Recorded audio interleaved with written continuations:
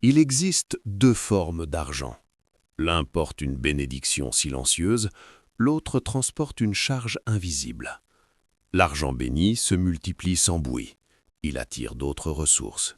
Il ouvre des chemins. Il installe la paix et une forme de stabilité dans une maison. L'argent maudit agit à l'inverse. Il coule entre les doigts, il s'échappe sans prévenir.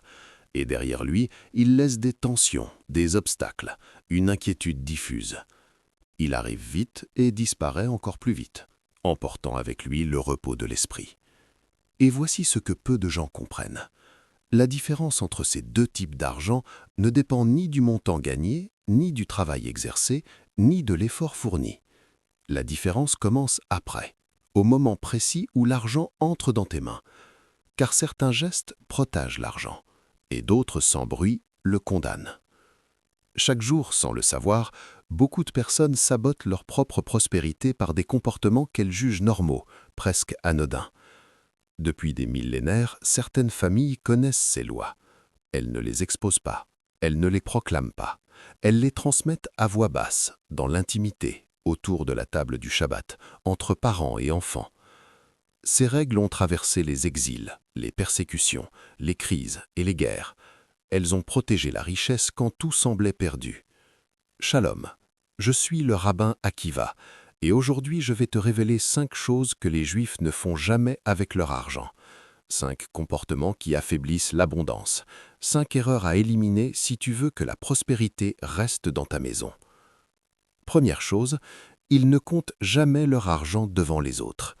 Cela peut sembler étrange, presque superstitieux, mais ce principe repose sur une compréhension ancienne de la nature humaine et des forces invisibles qui entourent l'argent. Quand tu exposes ton argent, quand tu montres ce que tu possèdes, quand tu révèles ce que tu gagnes, tu ouvres la porte à 2 forces silencieuses. La première est la jalousie, même chez ceux qui t'aiment, même chez ceux qui te souhaitent du bien. Cette jalousie crée une tension invisible dirigée vers ta richesse. Le Talmud appelle cela le mauvais œil, et cette force, subtile mais réelle, a le pouvoir de diminuer ce que tu possèdes. La seconde force est l'avidité. Quand les autres savent combien tu as, ils commencent à calculer. Ils évaluent ce que tu pourrais donner, ce que tu devrais partager, ce que tu leur dois, selon leur propre logique. Peu à peu, tu deviens une cible, et cette pression finit toujours par trouver une issue. Le Talmud enseigne une chose essentielle. La bénédiction repose sur ce qui est caché au regard. Ce qui est trop exposé perd sa protection. C'est pour cela que les Juifs prospères sont souvent impossibles à reconnaître. Ils vivent simplement, ils ne signalent rien, non par avarice, mais par sagesse. Ils savent que l'argent visible est un argent fragile. Garde donc tes finances discrètes. Ton silence n'est pas un secret, c'est un bouclier. Deuxième chose, ils ne gagnent jamais leur argent de manière malhonnête, même quand c'est facile, même quand personne ne regarde, même quand la tentation est forte. Le Talmud l'enseigne clairement.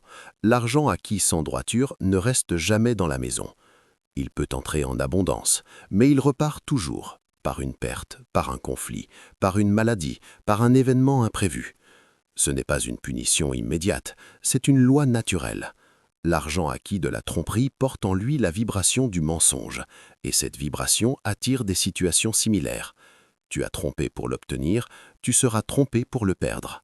Tu as pris ce qui ne t'appartenait pas, quelque chose te sera retiré. J'ai vu ce mécanisme se répéter encore et encore. Des fortunes construites sur des bases instables disparaître sans explication apparente. Des richesses transmises avec fierté s'effondrer en une génération. Les Juifs prospères veillent obsessionnellement à l'honnêteté, non par vertu affichée, mais parce qu'ils savent que la richesse durable ne tolère pas le mensonge. Chaque euro propre est un euro paisible, un euro sans peur, un euro qui peut rester. Troisième chose, ils ne dépensent jamais leur argent pour impressionner. C'est l'un des pièges les plus subtils de notre époque et l'un des plus destructeurs. Beaucoup dépensent non par besoin, mais pour être vus. Des voitures trop chères, des vêtements inutiles, des voyages exhibés, des lieux fréquentés uniquement pour être mentionnés. Cet argent n'est pas investi, il est sacrifié. Sacrifié au regard des autres, à l'image, à l'ego. Et cet argent ne revient jamais. Il laisse derrière lui des dettes et un vide silencieux. Le Talmud pose une question simple. Qui est vraiment riche? La réponse n'est pas celui qui possède beaucoup, mais celui qui se suffit de ce qu'il a. Les Juifs prospères dépensent pour ce qui a une valeur réelle à leurs propres yeux. Ils construisent, ils investissent, ils préparent l'avenir. Ils ne cherchent pas l'admiration, ils cherchent la solidité. Quatrième chose, ils ne laissent jamais leur argent dormir. L'argent immobile s'affaiblit, chaque jour, sans bruit. Il perd de sa valeur, il ne produit rien, il s'éteint lentement. L'argent est comme l'eau. S'il stagne, il se dégrade. S'il circule, il se renouvelle. Depuis toujours, la tradition encourage le mouvement, l'investissement, la diversification, non par obsession de l'argent, mais par compréhension de sa nature. L'argent qui travaille est protégé. L'argent immobile s'érode. Cinquième chose, il n'oublie jamais d'en donner une part. C'est le secret le plus discret et le plus puissant. Donner n'est pas perdre, c'est maintenir le flux ouvert. Dans la tradition juive, donner est un acte de confiance, un message silencieux envoyé à la vie « je ne suis pas dans le manque ». La générosité attire la continuité, la peur attire la rupture. Ce n'est pas la somme qui compte, c'est le geste, c'est l'habitude. L'argent retenu par crainte se fige, l'argent partagé circule et revient d'autres formes.